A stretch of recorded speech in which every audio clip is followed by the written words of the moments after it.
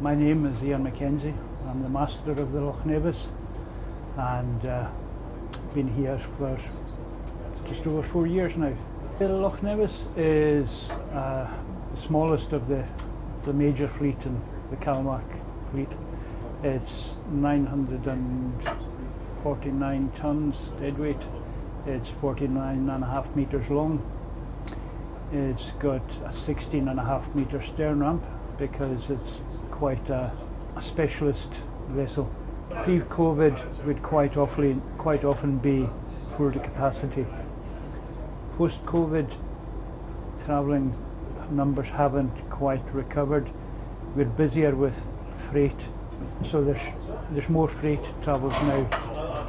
We regularly carry 3 or 4 vans full of parcels from various online suppliers.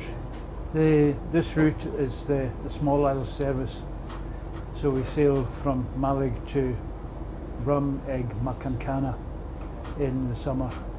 In the winter we have an additional island, the Isle of Skye, we serve twice a day.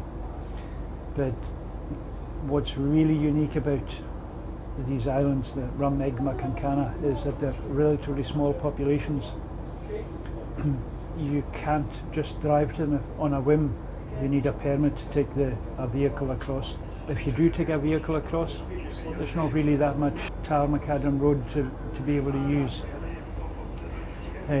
But they are stunning islands, and the people on the whole are really nice people, and I would like to think thankful for the efforts that we do make to get them from where they are to where they want to be.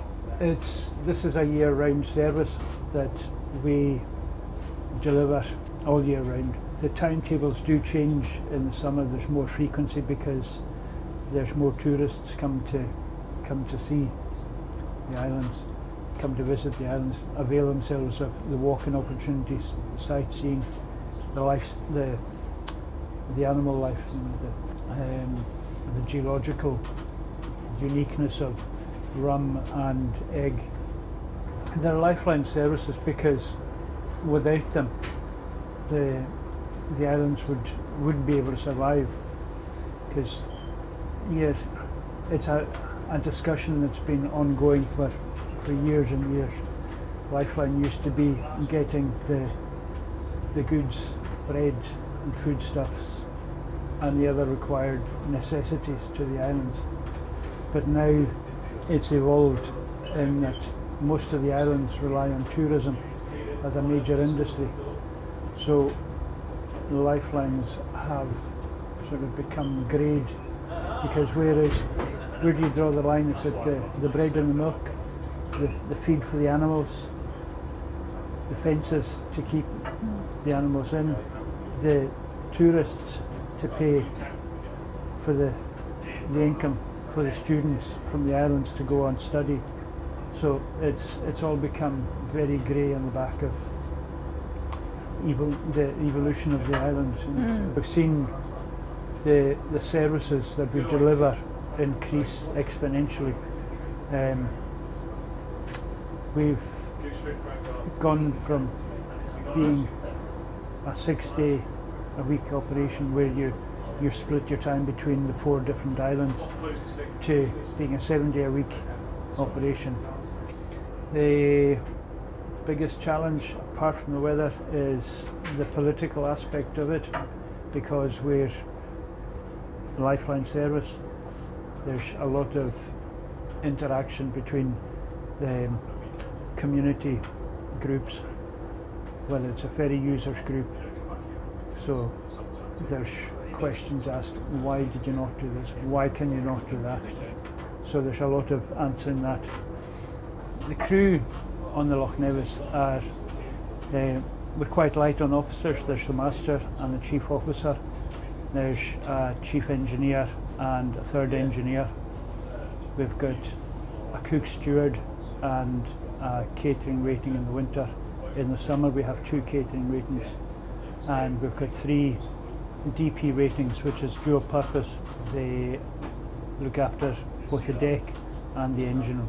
They support the engine. the engineers with the engineering. So it is quite a light crew, which brings different challenges in being able to train, and because you don't have redundancy to be able to give say for instance the chief officer as many opportunities to handle the ship, because there's other duties.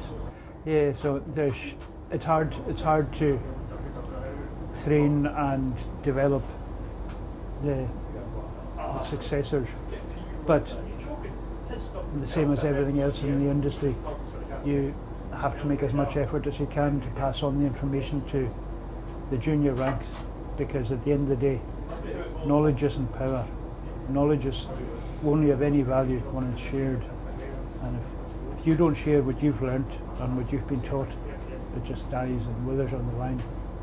I started with Captain Iain MacKenzie in 1989 on a short contract, 6 weeks, no longer, and working in the car park, being part of the team that made sure that the cars that came got onto the ship in order. So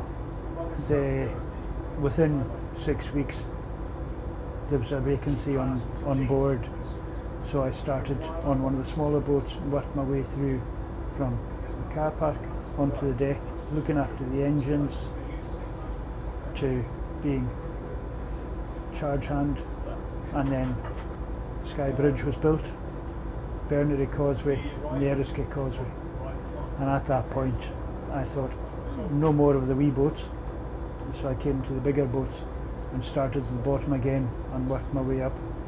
I've always had a desire to do the best I can do, and I can only praise CalMac for giving me the opportunities and the training to be able to get me to where I sit now as master of this vessel. I've been working for this company for 10 years. Well, I've worked for the company for 32 years continuously. I did break my service when there was talk of the Skye Bridge, because at the time there was 56 people working there, and I thought once the bridge comes there'll be a lot of folk looking for a job and I'm going to be stuck. So I went away driving for a living, realised